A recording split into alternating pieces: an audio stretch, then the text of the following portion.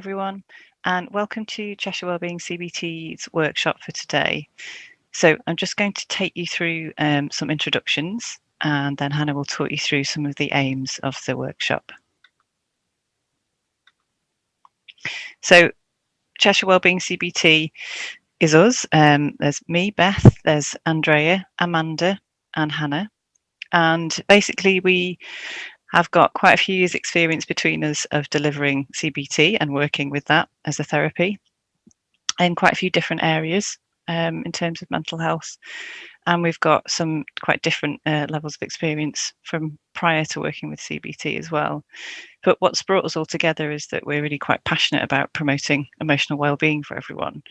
And what we really want to aim to do is to create a really nice supportive environment in which this can happen.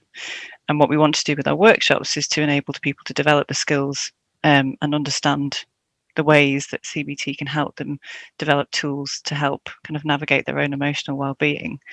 So that's really what we want you to kind of get out of today's workshop.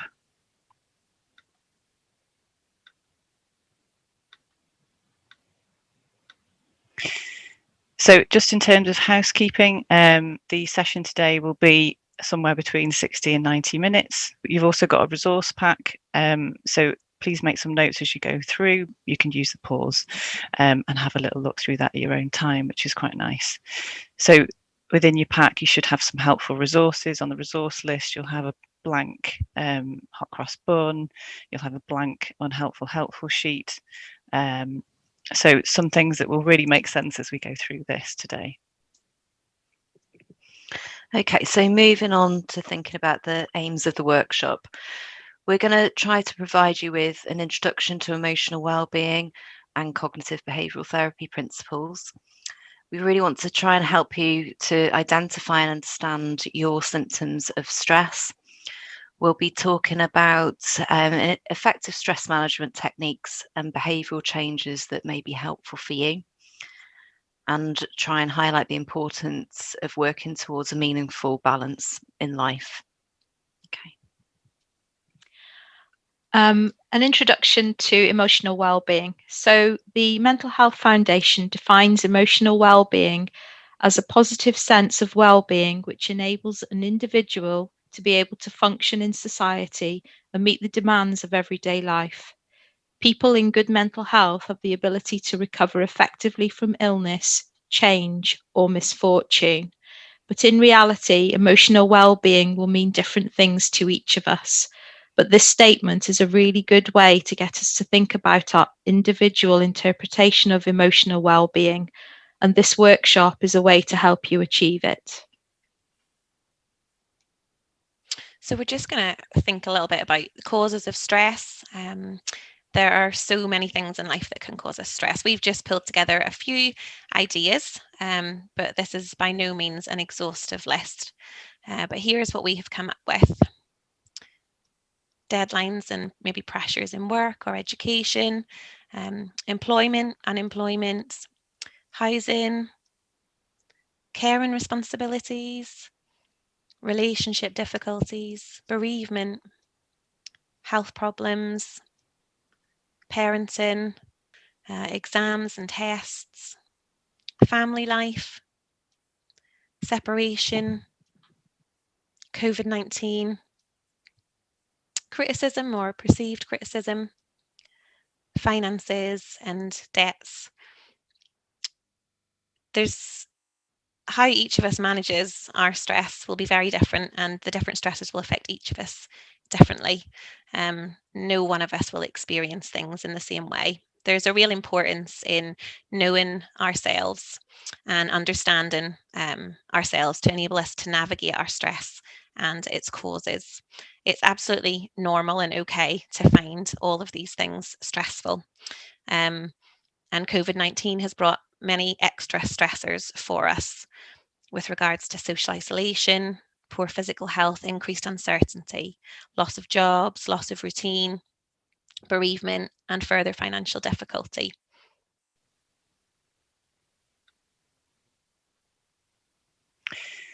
So we just want to start thinking about understanding the causes of stress. and how this might kind of happen. And this is a really nice cycle for us to look at. This is the boom and bust cycle. And this is something we refer a lot to when we're working with clients and also for ourselves, because it's something we can all identify with. So what happens with the boom and bust cycle is, if we think about, we're at the start on the left-hand side, as we start to kind of increase, as we're going on that upward curve, this is where we're starting to push ourselves a little bit too much. It might be that we're setting ourselves too many tasks in the day. It might be that we're working a little bit too late. It might be that we're just going, just that one more thing, that we're just pushing and pushing a little bit too much. That might be fueled by kind of shoulds and must thoughts. It might be fueled by comparing ourselves to others. It might be fueled by just there being a sheer amount of massive to-do lists for us. There are just too many things to do and not enough time. But we're push. Now, unfortunately, what can sometimes happen when we push and push and push is that we get to this point where we just physically and mentally stop and we can't do anything else. And that's where we kind of reach the bust kind of point on that cycle, where we've just pushed ourselves too much to the point of exhaustion, mental and physical. And what's happening down here as we go on down onto this slope is that we realise we have to stop. We realise we can't do anything else. And we're having what we kind of talk about as kind of this guilty rest. So what's happening when we're in the bust section is we're unable to do anything. All we can see is things mounting up. And we're just having, this real guilty rest where we're just thinking, oh no, I need to do all these things, but I can't. And then what's literally happening as we start to go up is that we're kind of thinking, right, I'm starting to feel a bit better. Okay, right, I need to get all these things done. Let's go. And we get caught in this cycle, don't we, of kind of boom and bust. Now, as I say, this relates to kind of everyone, really.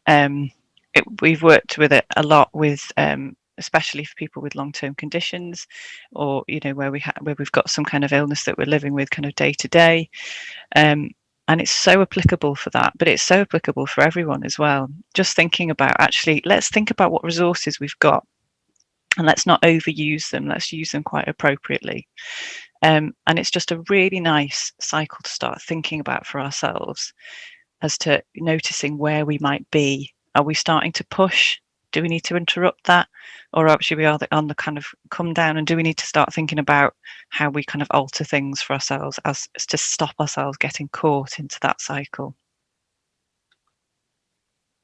So we're going to think now about the hot cross bun model. This is what we're talking about. When I mentioned before about the hot cross bun, this is what it is, basically because it looks like a little bit of a hot cross bun. But we're going to just think about this in terms of how it might relate to kind of stressful situations and stressful thoughts. So this is the model that we use within CBT, basically. And so CBT stands for Cognitive Behavioural Therapy. So cognitions are our thoughts, behaviours are our behaviours, and we are basically thinking about the interaction between these different areas. So the reason there's lots of little bidirectional arrows going kind of here, there and everywhere is because all these different areas, these 4 key things, impact each other. If we're thinking in a certain way, it's going to make us feel a certain thing, and it's probably going to make us behave in a certain way. And conversely, if we behave in a certain way, it's going to make us think a certain way and feel a certain way. And when we're talking about feelings, we're talking about, what we like to try and start to do is break down our physical feelings and our emotional feelings. So that's a really helpful way to start thinking about it. So you have got a blank hot cross bun there in your pack. So with the next kind of stage of things that we're talking about, might be quite helpful to start making some notes. So we're just going to think through some examples of this so we can understand this a little bit better. So I'm just going to open it out to the team. So on the next slide, we have got some examples. We won't move to that just yet, but let's just think about, for all of us, what are the most common kind of thoughts we might have when we're feeling quite anxious? I can't cope. Okay. This is too much. Yeah, absolutely. It's one thing after another. Yeah. So we might have some really quite overwhelming anxious thoughts there. How might that make us feel emotionally if we're having thoughts like that? Anxious. Overwhelmed. Yeah. overwhelmed is a key one, isn't it? Okay, so physically, if we go across there, how are we going to feel? Emotionally, we're feeling quite anxious and overwhelmed. Physically, where are we going to notice that in our bodies? Tension. Mm-hmm. Absolutely. My tummy. Yes, yeah, and this is where we'll find those differences, won't we? We'll all have like different ones. I always, as you can see from my lines here, I always notice that my forehead gets very tense. And I'll notice I'm frowning, or my jaw or my shoulders. And again, we'll notice for ourselves where we hold our tension, where we kind of feel that. And for some people, it will be actually I always get an upset tummy, or I really notice it in my stomach. Whereas for other people, it might be that the first thing they notice is at the end of the day they've got a really sore back. So it's different things for different people. What might we do if we're feeling quite anxious? Avoid. Having those thoughts. Yeah, definitely avoidance. What else might we do? Sometimes I try and do more, do more, get more control. Yeah, absolutely. Yes, we've got a bit of a spectrum, haven't we, when we get anxious of what we do. It tends to be either avoid or do too much the other way. So that's quite a helpful example of what might go into those boxes as such, circles rather, in terms of an anxious situation. So let's think now about a more low mood kind of situation. What might we feel when we're feeling quite low? So what thoughts might go through our mind if we're feeling quite low? This will never change. There's no point. It's hopeless. Yeah, so really, I mean, just hearing those as well, I always think that just hearing them is always like, oh yeah, it almost makes you feel quite low just hearing them, doesn't it? So actually, yeah, emotions wise, what are we going to feel if we're having those thoughts running through our mind? Depressed. Yeah. Quite angry. Yeah, absolutely. We kind of miss that, don't we, sometimes, the things that it kind of stems into. So physically, how might we feel if we're having those kind of thoughts and feeling those emotions? Exhausted, tired. Yeah, quite often quite fatigued, won't we? And just we often talk about kind of feeling quite flat, don't we? And I think there's sometimes the difficulty with distinguishing between physical sensations and emotions is sometimes we'll use similar words, won't we?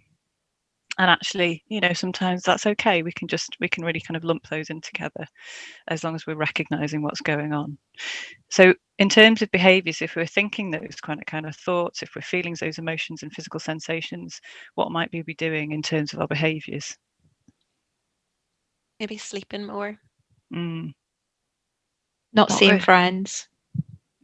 Not really taking action. So not planning or problem solving, just kind of ruminating on things. Yeah, absolutely. And we can start to see then, can't we, the same as with the anxious situation, that we start to get caught in what are quite vicious cycles that that often we're feeling quite overwhelmed or feeling like we can't do something, and actually then our actions almost keep that going. So yeah, as Hannah's just said there, actually, yeah, we might literally stop problem solving things. And actually, if we're kind of worrying or thinking about things that need to be done, or thinking that we can't do certain things, by not doing something, we're just keeping that going, and it becomes a horrible vicious cycle. And then we're going to feel worse in terms of our mood. And it's almost going to feel like those thoughts become quite, beliefs, or almost become quite factual. So those are just a couple of examples. If we just have a look at the next slide, that'll kind of consolidate that. We've kind of put everything all together there. So what we would advise you to do is that you should have a blank copy of this. So this might be the point you want to kind of pause the video if you can, or just take some time. Maybe you've started writing it as we've been talking, but just starting to break down your own cycle and just starting to notice some of the things that you might think when you're feeling low or anxious, and some of the ways you might feel emotionally, some of the physical changes you might notice for yourself. And sometimes the hardest thing to address and to recognize is the behaviors that might be kind of going on. But these are really common ones, because this is really helpful when we're thinking about this cycle. Is the key thing is that we want to start recognizing what's happening. But the next steps, when we're thinking about making any alterations, making any changes, is we're only ever thinking about the thoughts area and the behaviours. Okay, so those are the only two areas we want to make any direct changes to. We can't tell ourselves to stop feeling something.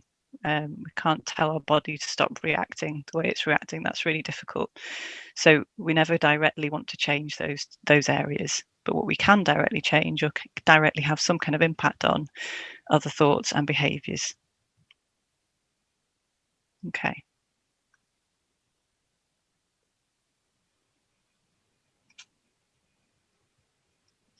Okay. So we're going to start to think about behavioural changes, really, that are focused very much on self-care. So we've got a few ideas here. Again, this isn't exhaustive. There'll be more, but it hopefully starts to generate some ideas for you as well.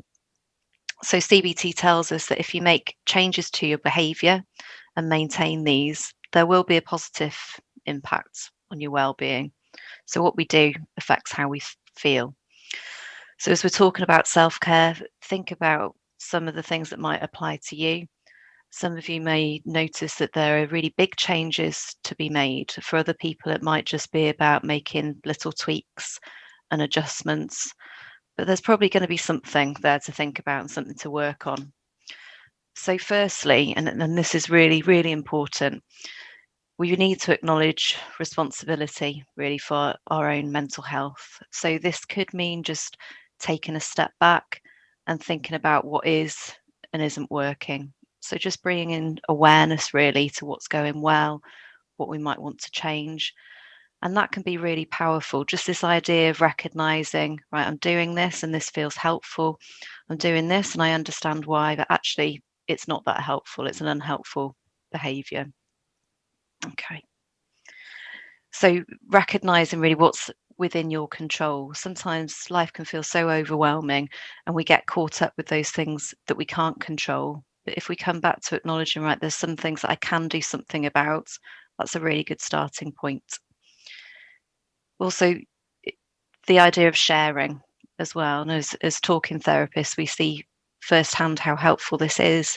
And sometimes at the point where people just come through for their very first session of therapy, and really it's just an assessment, so it just gives people a chance to talk about what's going on. Just that experience of sharing their difficulties, saying things out loud, again, can be really powerful. And it doesn't have to be with a therapist, just with a friend, a colleague, or somebody who cares for you or has your best interests at heart. Again, just saying things out loud can really lead to developing a more helpful perspective at times. So it's really important to try and do that. One of those things that we can do early on as well, if we recognise that we're struggling with something. Problem solving, again, something we come back to again and again in therapy, something that's really key, especially when we're working with people who feel anxious. So really simple but effective strategy. And it's about actually being able to take action as well and have a plan for moving forward, as we said before, rather than kind of getting caught up with maybe ruminating about what's not going so well, or getting caught up with the worst case scenarios or negative predictions. So it's about being able to tackle problems. And again, we might not do that by ourselves. We might have to share those problems before we start problem solving. But the idea is that we're doing something about it. Okay. Again, with work-life boundaries, we'll come back to this a bit later in the session, but it's so important, especially at the moment. It feels as though we need to put even more effort than ever into getting a good balance between work life and home life, or just different areas of life in general. For a lot of us working from home at the moment, it's presented so many problems that the boundaries or the lines have really been blurred between work and home, and everything kind of merges in together, and that can feel really stressful. That it kind of feels like things don't end. So you're working, but where does your working day end? How can we get those areas to have a good balance between them, so that we're able to manage our well-being effectively? Okay, but we'll come back to that later on as well and talk a little bit more about that. Okay, thanks, Hannah. So assertiveness, allowing ourselves to say no sometimes to some things is really important. To know kind of what our limitations are and how to look after ourselves and create those boundaries as well for our kind of personal well-being. If we say yes to everyone and everything all the time, or we say no to ourselves, and often that's can get us into kind of a lot of emotional difficulty and challenge us emotionally. Or sometimes actually being assertive is about speaking up, asking for help, or addressing problems with consideration rather than completely avoiding them. And sometimes assertiveness is about owning our mistakes, our mishaps, and communicating our challenges with others as well. Self-compassion. This is something that I think we're all very passionate about in Cheshire Wellbeing. And there's lots of wonderful kind of books and resources out there. But treating ourselves with kindness and warmth is so, so important. And if self-compassion were to compete with self-criticism, then self-compassion is what needs to win, hands down, each time. Recognizing not only our strengths, but our personal limitations as well. We all have our limitations, and we are all human.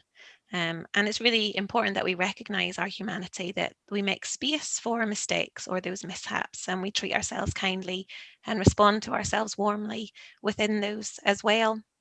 It's important to also, I guess, as part of self-compassion, knowing your signs of stress, being able to acknowledge those, and then to respond to those with care for yourself. How do we bring ourselves back? How do we soothe ourselves within what we're facing? So self-compassion is it's a very big thing, but it's a very wonderful thing that we all need to work on cultivating for ourselves. Taking time out for pleasurable activities.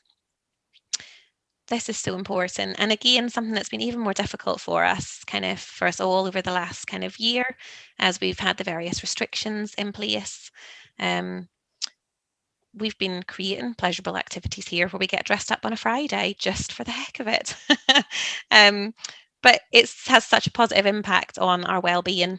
And it's really important to recognize that positive impact that making time for ourselves has, and the importance of doing meaningful activities, things that are in line with our values, and putting time into those things that really fill up our tank, because we can't run on empty. So it's really important to build up our reserves through taking time out to engage in some of those really pleasurable activities for ourselves.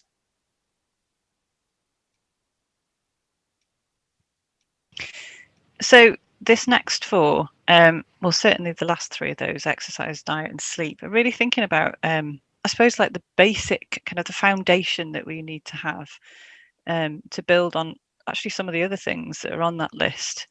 They're really, really key. Certainly, diet and sleep are massively important.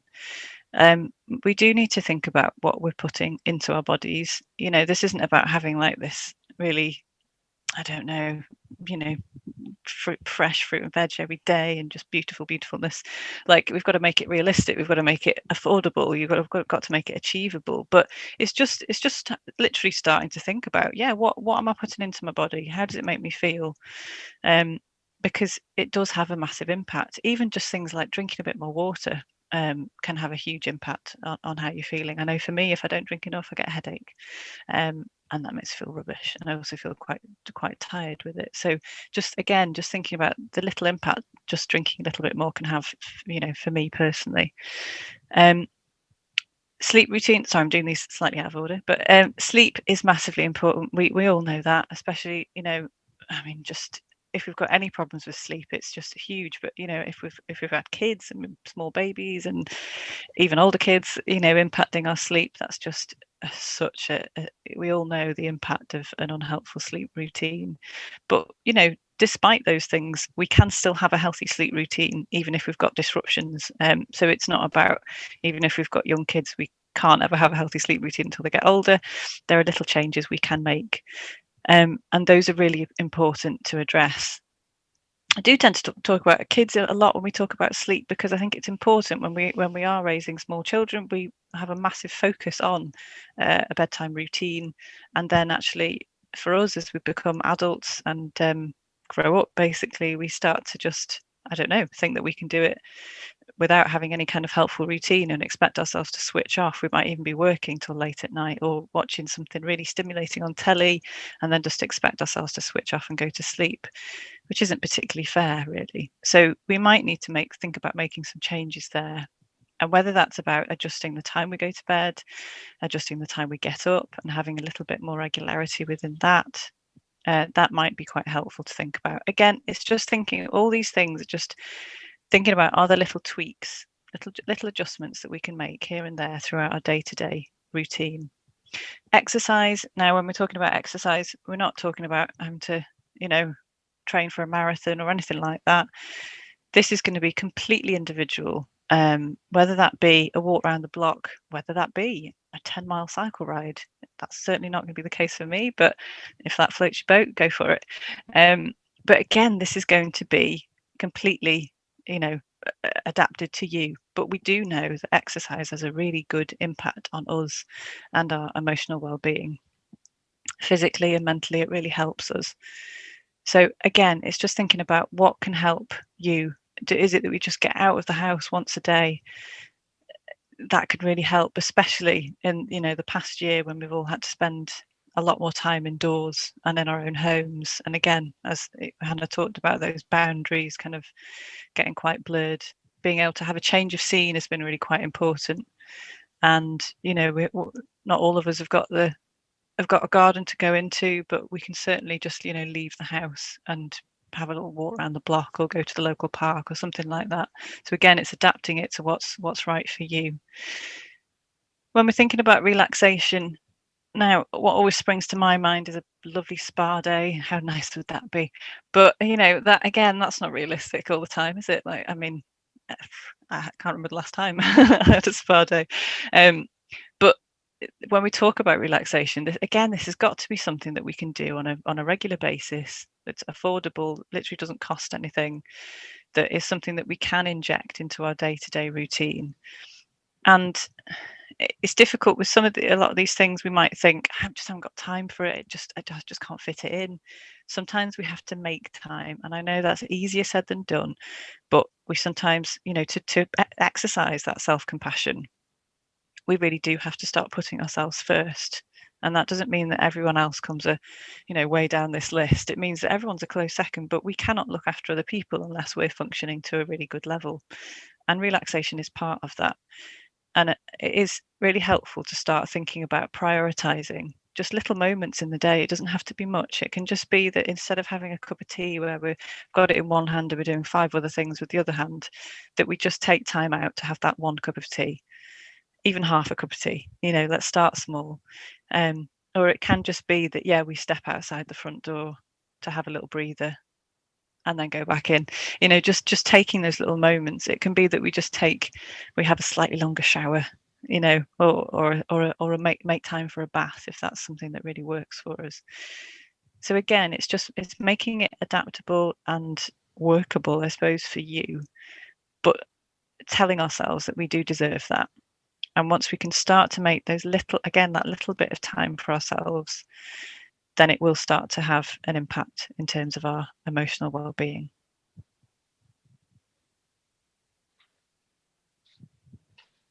So time management, this really follows on from the topics that everybody else has already discussed, really.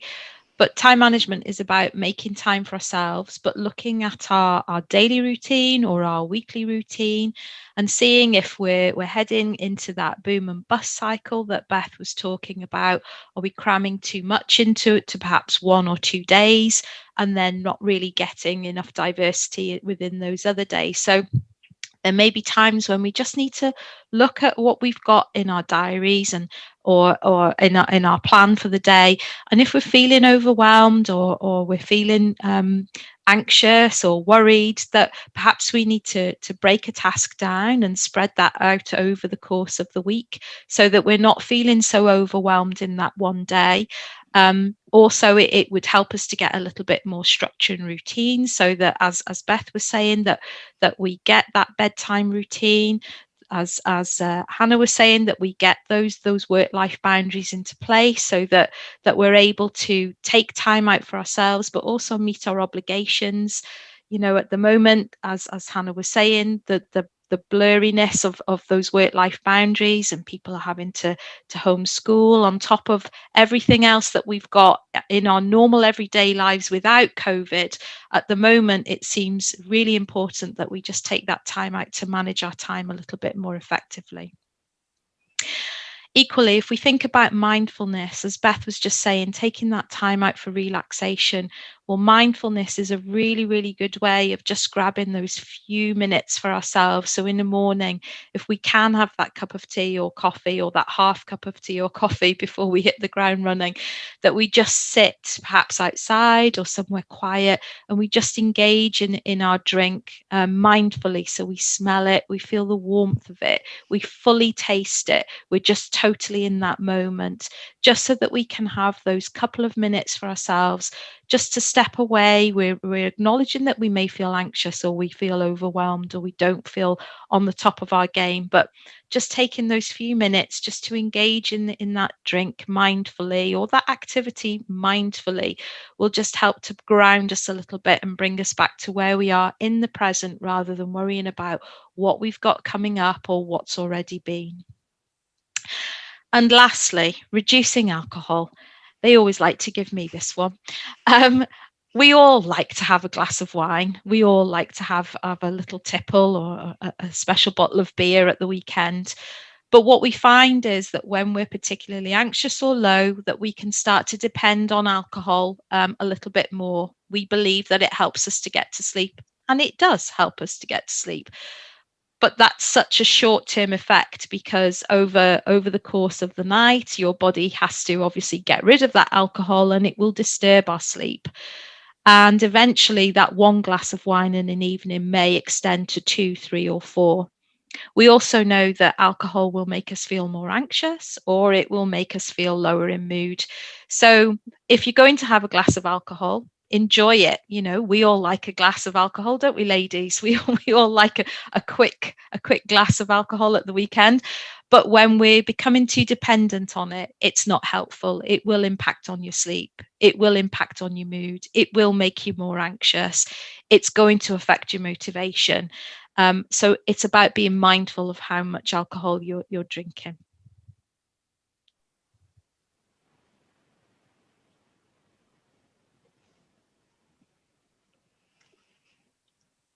Okay, so this is one of our favourite worksheets, I think, that we use in all of our workshops, and we all use with our clients as well. So it's getting you to think about what's helpful and what's unhelpful in terms of our behaviours. And when we're thinking about this idea of unhelpful and helpful, we're trying to identify behaviours that are helpful for our emotional well-being. And I think just this idea of keeping it simple, really, and being able to identify what's working and what's not, as we've said before, it's such a good starting point. And I think all of us can probably have a go at identifying what's going well and what isn't. I guess it's important to be really honest with ourselves when we're trying to identify what's working and what's not. And you know, the issue that Amanda's just been speaking about there comes to mind now with alcohol. So it can feel quite helpful in the short term, and there's lots of stuff like that in the short term it does feel helpful, but we need to sometimes take a step back and think, longer term, is this something that's good for my well-being, or are there some other consequences there that make it unhelpful, and how can I make some tweaks so that it falls into the category as being something that works for me?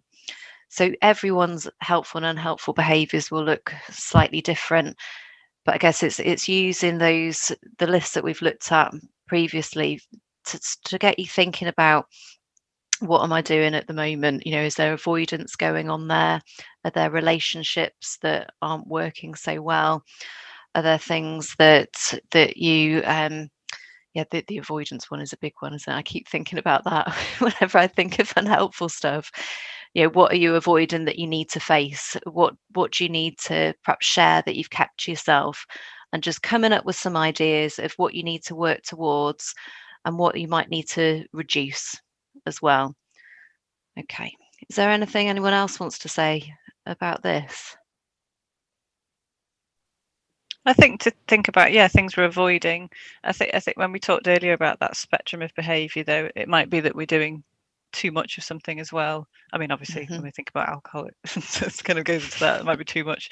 But yeah, I think there's sometimes it's easier to identify something's unhelpful because we're not doing it. But I think it's harder to identify if something's unhelpful because we're doing too much of it or something. So that might be quite a helpful way of thinking about it, isn't it? And I suppose just when we're thinking about how we change that to helpful, it really is that, as you said, isn't it? It's just thinking about how do I make it, because these things are understandable, aren't they? The things we have in the unhelpful column are often stuff we're like, well, of course I'm going to do that. It makes me feel good in the short term. And that tends to be what comes into that, isn't it? Short term, it makes me feel good. It's like eating a whole cake. It makes me feel great, but actually it's not helpful. It's not great. I'm going to feel sick in about half an hour. So it's that idea of actually what goes in the helpful column tends to be the stuff that's more helpful in the long term, but can feel more difficult in the short term. So for me, that's in my head, that's a good marker for kind of how to pop it down. I think as well that it's a lot of it is common sense, isn't it? So we might be aware of what's good for us. So having some time for our hobbies or for our friends, having some time outside, just fresh air or exercise. So we know what goes in that column. It's whether we're actually doing it. And I think sometimes just writing it down brings our awareness to that. And it might just encourage us just to set ourselves a few goals, even if it's during my lunch break, I'm going to make sure I go and stretch my legs for 10 minutes. That's not new news to us, is it? We know that that's helpful, but there's a difference between knowing it and still avoiding, and knowing it and planning it and scheduling it in. Very much so, very much.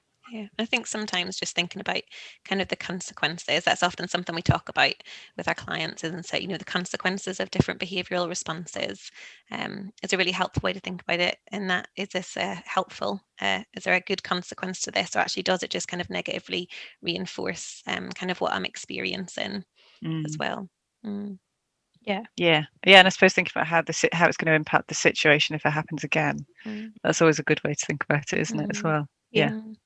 Sometimes almost kind of finding those unhelpful behaviours can feel a little bit like, I don't know, it can make us feel quite vulnerable, can't it? When we're really reflecting on ourselves and thinking, thinking about, I guess, why we do something or what the function of something is, that it can sometimes feel a little unnerving, can't it, to maybe think about what those unhelpful things are for ourselves. But actually it's a really powerful thing to do, isn't it, in facilitating change? Yeah, but that's a really important thing to be aware of, actually, isn't it, Andrea? That the idea, we don't want people to feel guilty when or beat themselves up. We don't want this to kind of fall into like, oh God, look at all this stuff I'm doing that's unhelpful. And it's more about being, I suppose, engaging that mindfulness bit. It's more about being inquisitive, observing, just noticing these things, because if we do get caught up into that cycle of beating ourselves up, we're just going to keep getting quite stuck. And actually we want to be able to just notice and then be able to move forward with the more helpful activities. So it's a really good one to recognize, isn't it? And there's something to keep coming back to it as well, isn't there? Like, sorry, Amanda. It's okay. It's important to keep coming back to this list, isn't it, of unhelpful and helpful, and allowing ourselves to kind of for those kind of mistakes or to slip back as well. Sorry, Amanda, what were you going to say? It's fine. I was just going to say it might be worth just starting with something simple like your structure and your routine, and looking, at the moment, if people have been furloughed, that their general routine might be completely off kilter. They may be staying up later and then going to bed later, and obviously getting up later in the day, so not quite hitting their usual markers that they would do. So it might be that you start with something simple, as I say, with just like basic structure and routine, and looking at what you're doing that is helpful versus at the moment what you're doing that isn't, and perhaps making some small tweaks like that, which will then lead into further identification of helpful and unhelpful behaviours. I think with just one final thing with the identifying helpful stuff as well, I think for most of us, we probably will be able to identify that we are doing a few things that work well. And that can be really positive as well, just bringing awareness. So actually, I've got some coping strategies here, but perhaps I just need to do a little bit more of it. But also giving ourselves credit for being able to put those things into our routine. That's really important. And that's about being compassionate towards ourselves as well, just recognizing those strengths and what works well for us. Okay.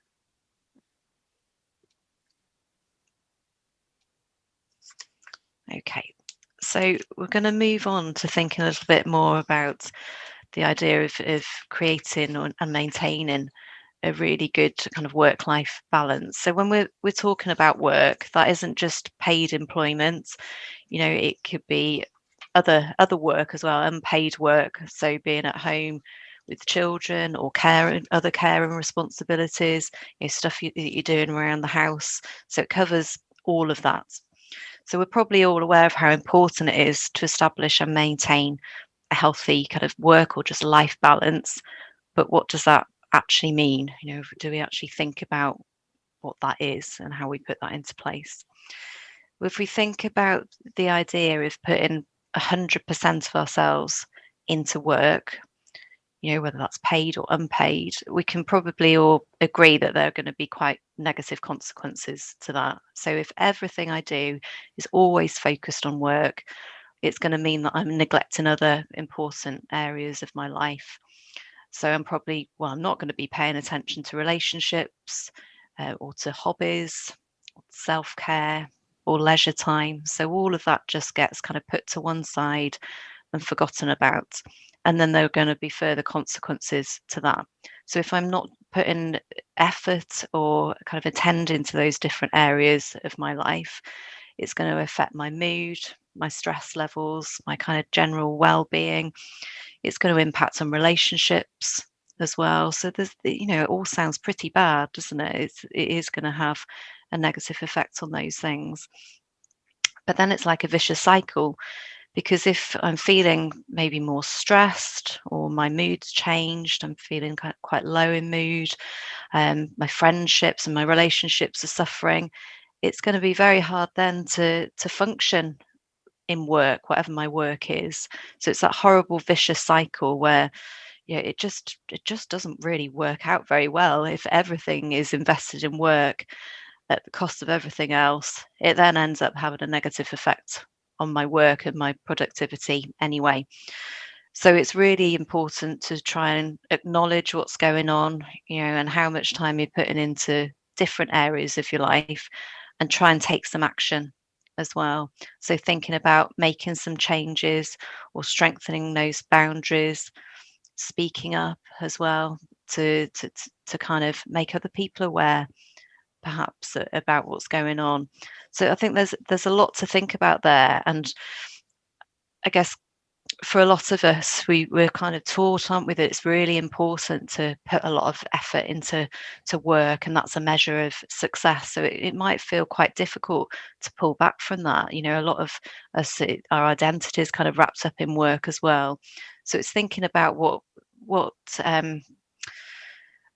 drives you, I suppose, and what affects that balance for you, and just trying to use that knowledge to allow yourself to make some adjustments. So those other areas are really important. So instead of work being everything, it's thinking about, well, how am I in my relationships at the moment? How much time and effort am I putting into those things? How much time am I thinking about what I want to do in my free time? And am I getting some pleasure from that? Am I enjoying that time? Am I actually focusing on my well-being, or is everything focused on targets, or sorting the house out, or doing the homeschooling? So trying to just adjust things slightly. We talk a little bit about values here as well. So thinking about what counts as a life well lived? Is it all about success at work, or having the cleanest house, or something else, or is there more to life? What happens if we focus some of our energy into different areas and have a better balance, rather than just putting all our eggs into one basket as well? So it doesn't mean that work isn't important. It just means that perhaps we can take some time from that area and actually put it into some of these other very important areas as well. Some people absolutely love their job, and that's a really big part of their life, and that's okay. Some people might like the work that they do within their home as well. But it's thinking about, realistically, do you get everything that you need from jobs and chores and work, or do we get the really important stuff from other areas of our life as well? So again, I think just this idea, it's just taking a step back and thinking, if you could split your time into a bit of a pie chart at the moment, with these different areas of work, relationship, leisure time, self-care, what would that look like for you at the moment? And are you happy with that? Or can you make some changes so that it works a bit better for you and a bit better for your emotional well-being as well? So it is about that self-investment, focusing on those things that really work for you, rather than just focusing on work. Okay. So this is a really helpful illustration or image just to think about, I guess, this idea of kind of emotional well-being and balancers and stressors. So we need to be accepting that, life is stressful, and our stress levels will go up and down, sometimes on a daily basis, and other times, it'll be kind of weekly or monthly, that things will change.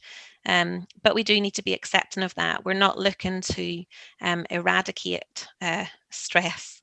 But one of the things that we can work to do is to try and offset some of those stressors by having balancers. A lot of those kind of self-care strategies that we've talked about before, and thinking about those helpful changes that we can make, those are the things that help to kind of balance these scales out for ourselves and enable us to create more of an equilibrium and to be able to tolerate stress better as well.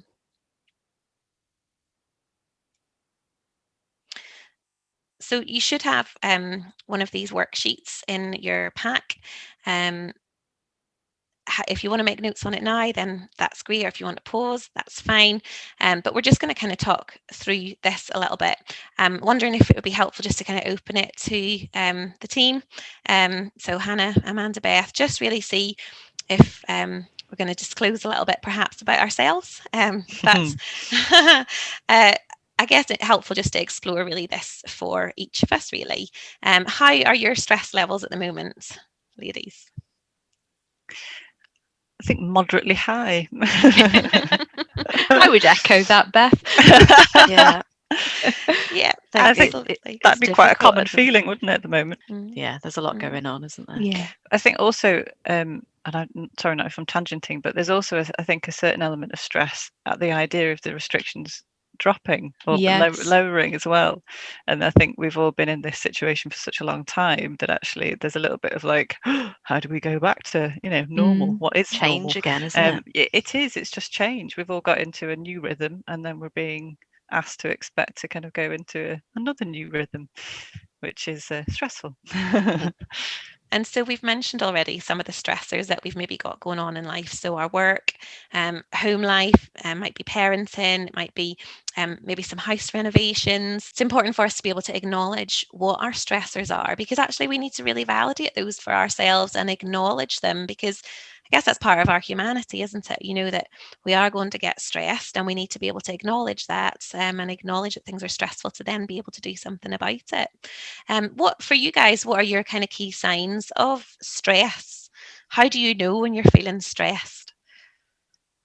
I wake up in the night frequently, and I usually wake up consistently at 4 o'clock in the morning, and then lots and lots of racing thoughts. Okay. Yeah. I think I go quite quiet, and I think people around me would say I withdraw.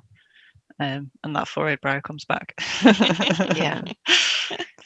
Yeah, I think you just feeling on edge all the time, so waking up in the morning and not feeling as though you've had a refreshing sleep, and feeling tired and like you just can't think straight, when the things that you think, well, normally this wouldn't cause me a problem, but I don't seem to be able to just make simple decisions or tackle things in the usual way. So that's a big warning sign for me.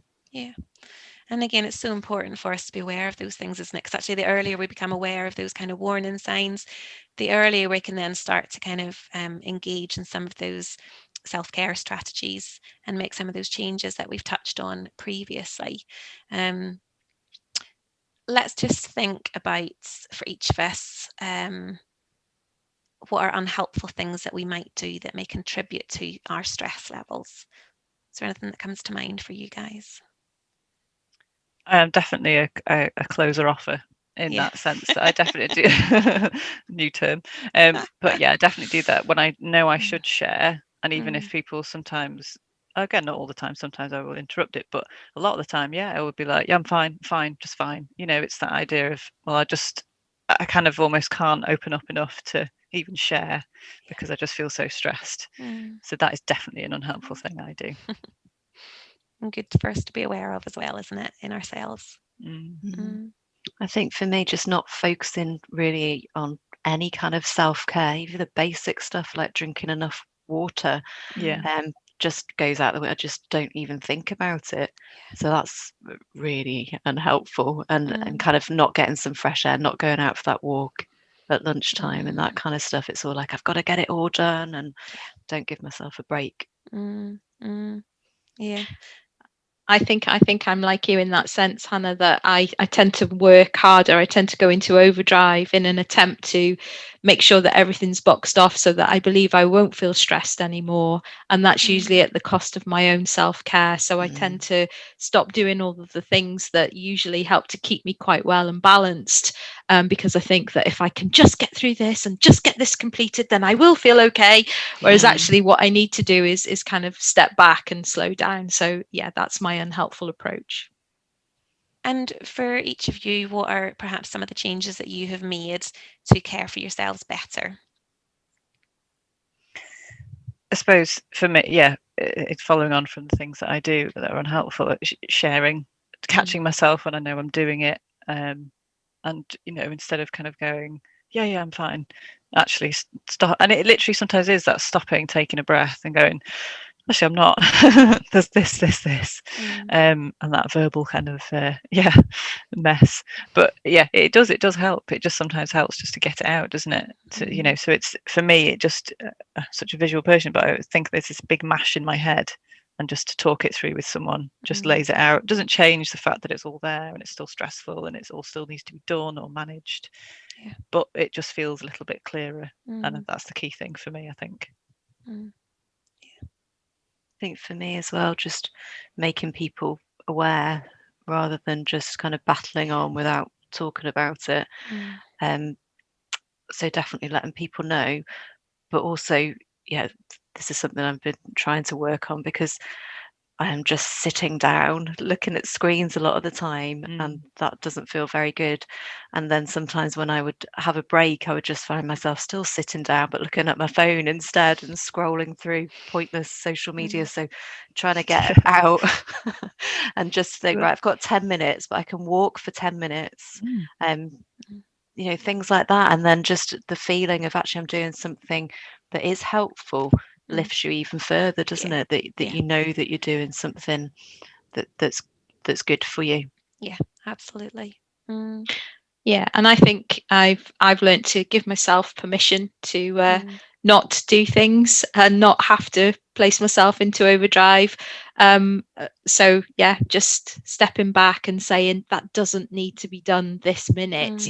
Actually, like you say, Hannah, go for a walk or do something that is going to be more rewarding, and perhaps a little bit more mindfulness has been taking place to just help me be more in the moment rather than constantly overworking or overdoing it, overcompensating to try and remove stress, but actually just creating more inadvertently. So yeah. Okay, thank you. So again, it might be helpful just to make some notes for yourselves. There is a completed one here. This is me. Stress levels fluctuate, and I think I wrote this. Probably the fluctuating thing is to do with my 5-year-old. That my stress will fluctuate throughout the day with that. But again, it's helpful for us just to know ourselves, understand ourselves, recognize what those stressors are, and starting to think about what are some of the unhelpful things that we're doing and what changes can we make. So do make a point of kind of pausing this and just reflecting really. But as you reflect, doing that in a compassionate way and in a warm and kind way with yourself as well. So, well, yeah, that brings us to the end, really, of the workshop. So we hope it's been helpful for you all. We hope you've got out of it what you hope to get out of it. We wanted to close with this just lovely quote from the Mental Health Foundation, which we really like. So when it comes to our mental health, we are on a spectrum. It's not just a simple yes or no diagnosis. Our mood, stress levels, well-being, and how we act fluctuates depending on the circumstances in our lives. And gosh, isn't that relevant at the moment? We've had this, on our workshop PowerPoint for quite a long time, but certainly, and it's applicable in all circumstances, but so much so when we're in the midst of this pandemic. I think that's just so key. But it's just a really important one that always talks to us, and we hope talks to you, because it's very important that we do allow us to see ourselves on a spectrum and not beat ourselves up if we're just moving slightly here and there, because we're human beings. So it's about just taking little elements from this. We've used the word tweaking quite a lot. It's one of our favorite words. But that's what we want you to just think about doing, making little tweaks here and there. And that's what we do for ourselves, is make little tweaks here and there as we see fit, as we need to. So in terms of, obviously you've got the handouts, but what we'll also provide for you is a useful link to some other really helpful websites that we're aware of. So that will be on your handouts as well. On this slide, we've got our website address, and we are also on Instagram as Cheshire Wellbeing, and on Facebook as Cheshire Wellbeing CBT. And that's our email address. So if you do want to get in contact with us, then those are all the links. And if you've got any feedback for us as well from this workshop, anything at all, we'll be very gratefully received. So just a big thank you very much from all of us for listening, and we hope it's been helpful, and we wish you all the very best.